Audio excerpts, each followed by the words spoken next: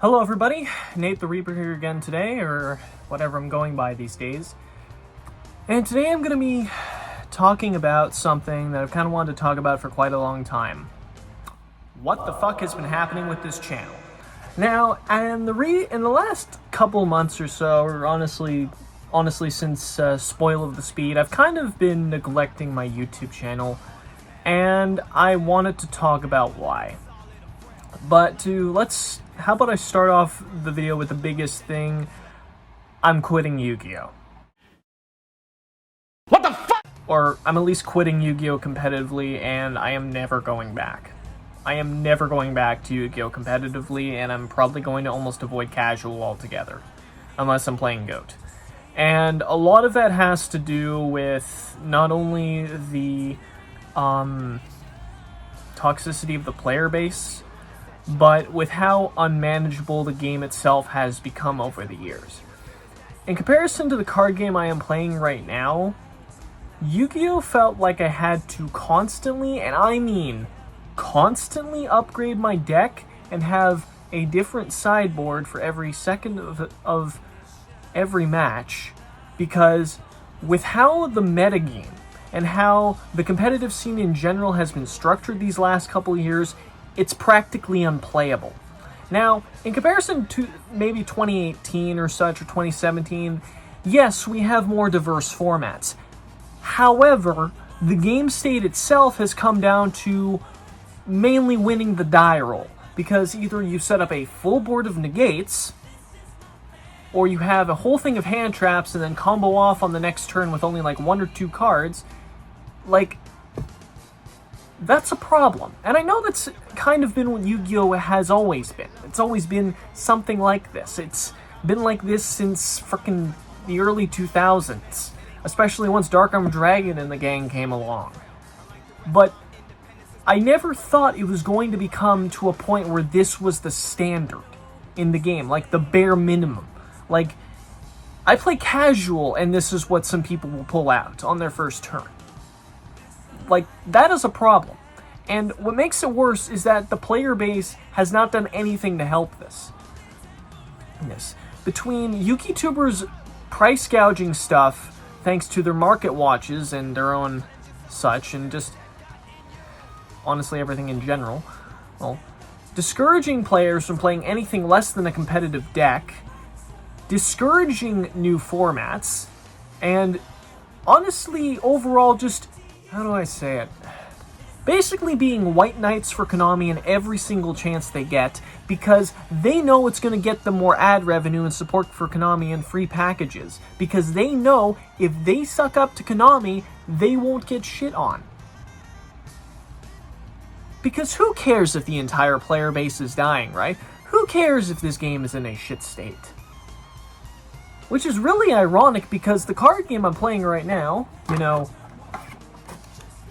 Magic the Gathering, arguably has a worse company at the helm, and yet from what I'm seeing, they treat their player base a lot better than Yu-Gi-Oh's does. Yes, you can make the argument that Yu-Gi-Oh! Has a lot more reprints than Magic the Gathering and doesn't have a reserve list, which locks a couple of cards from being reprinted. However, the difference is that Magic the Gathering actually gives you a good spot to start for most of their formats. Pauper is a format where you can pretty much all run really cheap cards and all have a fun time doing random shit with that. Commander is really easy to get into because the precons they come with, 99% of the time, from the ones I've gotten, they're pretty damn good out of the box. Standard and Modern I haven't really touched yet, but from what I've been able to tell, Challenger decks in of themselves are basically, have a decently competitive deck. It might be Rogue, it might be top tier, who cares, have fun with this. Like, they give you competitively viable decks for, like, at least up here in Canada, $54.99. Like, that's one of them. That's just one of them. And usually just one of them, unless you want to go get 3, is enough to get you started at your locals.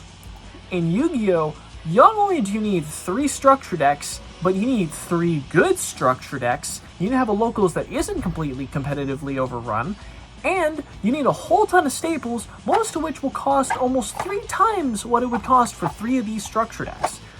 So yeah, Why do you think I'm changing over to frickin' Magic the Gathering?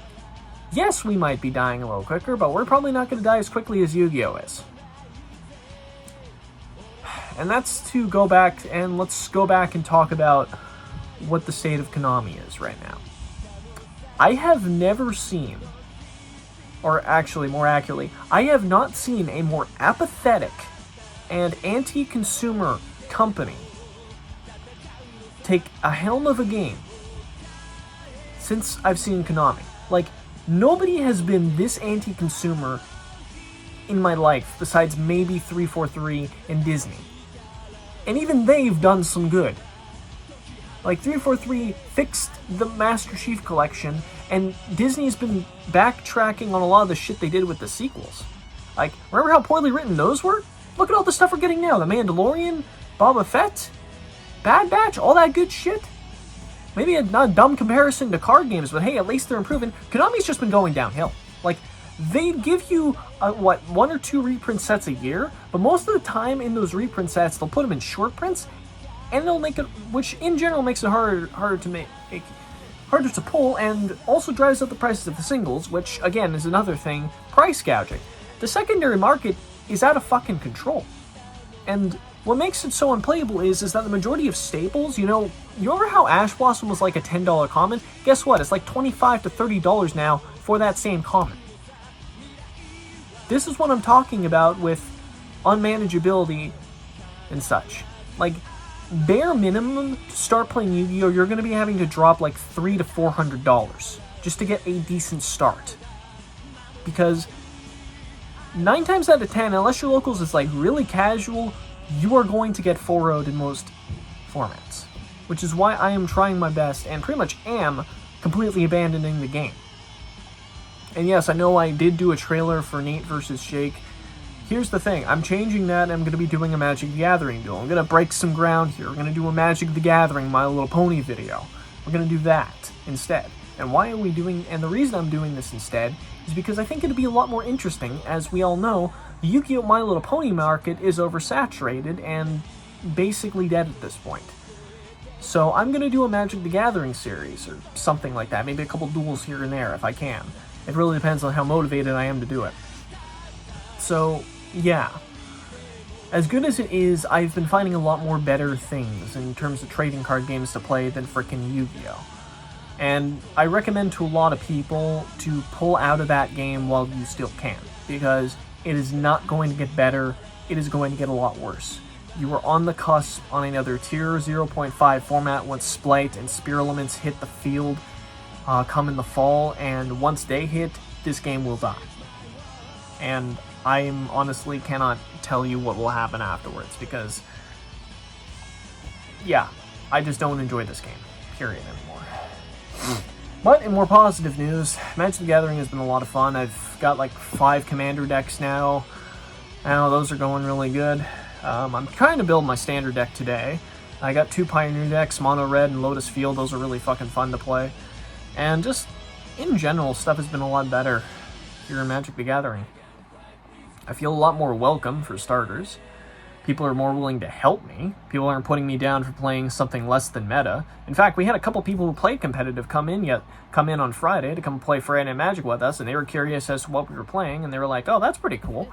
Well, and we thought the same of their Angel and whatever the other 2 guys' decks were. Those were strange decks. And that's what I like. The strangeness of Magic the Gathering. You literally never know what you're going to fight. You rarely know what you're going to fight when you... Like, Commander, you kind of get an idea because you know what color their Commander is, so you know what kind of stuff they're playing, or maybe what type of Commander you'll recognize, something like Toxrill or something like that. But generally, you don't really know what the strategy is sometimes. And that's what I like. The element of surprise. Yu-Gi-Oh! Has become so predictable, it's... like with all the other things I mentioned, it's just not fun anymore. You know what's going to happen when you fight a control deck. They're going to set 5, they're going to pass, or set up a couple negates, they're going to pass. If you're fighting fucking combo, you know they're going to set up like 5 negates, Savage, Baron, all that shit, and pass. It's fucking boring.